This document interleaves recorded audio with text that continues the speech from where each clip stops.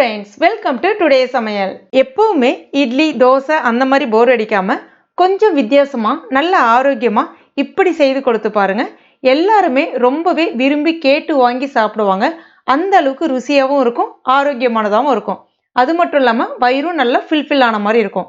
இது நீங்க ஒரு பிரேக்ஃபாஸ்ட் ரெசிபியா மட்டும் இல்லாம ஒரு ஈவினிங் நேர ஸ்நாக்ஸ் ரெசிபியாவும் செய்து கொடுக்கலாம். குழந்தைங்கள்ல இருந்து பெரியவங்க வரைக்கும் எல்லாருமே விரும்பி சாப்பிடுவாங்க. இது இப்ப நம்ம எப்படி செய்யறதுன்னு பார்க்கலாம்.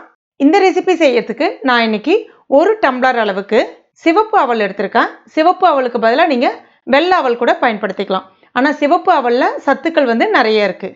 இப்போ இதை மிக்சியில சேர்த்துக்கலாம். சேர்த்துட்டு ரவை பதத்துக்கு ரொம்ப நைஸான பவுடரா அரைச்சிடக்கூடாது. ரவை பதத்துக்கு இந்த மாதிரி அரைச்சு எடுத்துக்கணும்.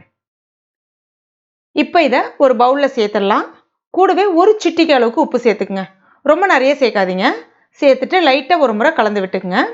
அடுத்ததான் ஒரு பாத்திரத்துல எந்த கிளாஸால அவல் அளந்தனோ அதே கிளாஸாலே 2 கிளாஸ் அளவுக்கு தண்ணி சேர்த்துக்கலாம். தண்ணி நல்லா கொதிக்க வச்சுக்கலாம். தண்ணி இந்த மாதிரி கொதிச்ச பிறகு நல்ல சுட சுட அந்த நம்ம ரெடி பண்ணோம்ல அந்த அவலோட சேர்த்துக்கலாம். கரெக்டா ஒரு கிளாஸ் அவலுக்கு 2 கிளாஸ் தண்ணி தேவைப்படும். கொஞ்சம் கொஞ்சமா சேர்த்துட்டு கலந்து விட்டுட்டு இந்த மாதிரி லைட்டா கொஞ்சம் ஈரப்பதமா இருக்கிற மாதிரி தான் இருக்கும். இப்போ இதை நம்ம மூடி வச்சிடலாம். ஒரு 10 நிமிஷம் அப்படியே இருக்கட்டும். இப்போ 10 நிமிஷத்துக்கு அப்புறமா இதை நம்ம திறந்து பார்க்கலாம். நல்லா அந்த தண்ணியெல்லாம் இழுத்துட்டு அழகா ஊறி வந்திருக்கு. இப்போ லைட்டாக இதை மட்டும் இப்படி உடச்சி விட்டுட்டு ஒரு இட்லி தட்டில் நான் துணி விரித்து வச்சுருக்கேன். நீங்கள் நார்மல் இட்லி தட்டு, அதாவது எண்ணெய் தடவுற இட்லி தட்டாக இருந்தாலும் நீங்கள் பயன்படுத்திக்கலாம். அதில் ஃபுல்லாக இந்த மாதிரி பரப்பி வச்சிடலாம். அதுக்கடுத்து தான் இட்லி பாத்திரத்தில் தண்ணி கொதிச்சுட்டு இருக்கு. இதை அது மேலே வச்சுட்டு மூடி வச்சிடலாம். சரியாக ஒரு 7 நிமிஷம் வேக விட்டு எடுத்துக்கலாம். இப்போ பாருங்க, ஒரு 7 நிமிஷம் ஆயிடுச்சு. நல்லா வெந்து வந்திருக்கு. இது சூடாக இருக்கும் போதே ஒரு பாத்திரத்தில் அப்படியே சேர்த்துடலாம். சேர்த்துட்டு லைட்டாக அப்படி கலந்து விட்டுங்க. அழகாக ஈஸியாக உடஞ்சி வந்துடும். அடுத்ததான் எந்த கிளாஸால அவல் அளந்தனோ அதே கிளாஸாலே 3/4 கிளாஸ் அளவுக்கு வெல்லம் சேர்த்துக்கலாம். வெல்லம் இல்லைன்னா நாட்டு சக்கரை பயன்படுத்துங்க. நான் இன்னைக்கு கருப்பட்டி பயன்படுத்துகிறேன்.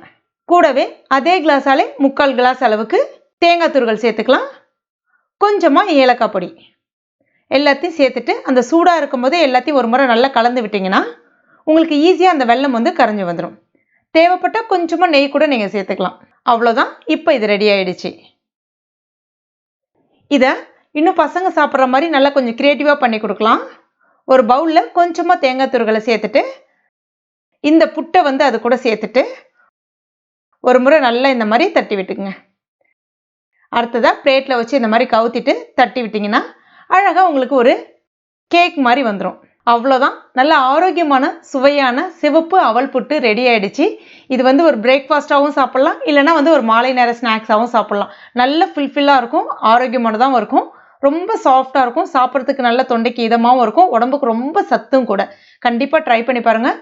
ட்ரை பண்ணி பார்த்துட்டு மறக்காமல் எனக்கு கமெண்ட் பண்ணுங்கள். இந்த வீடியோ உங்களுக்கு பிடிச்சிருக்கும் நம்புறேன். பிடிச்சிருந்தா லைக் பண்ணுங்கள்.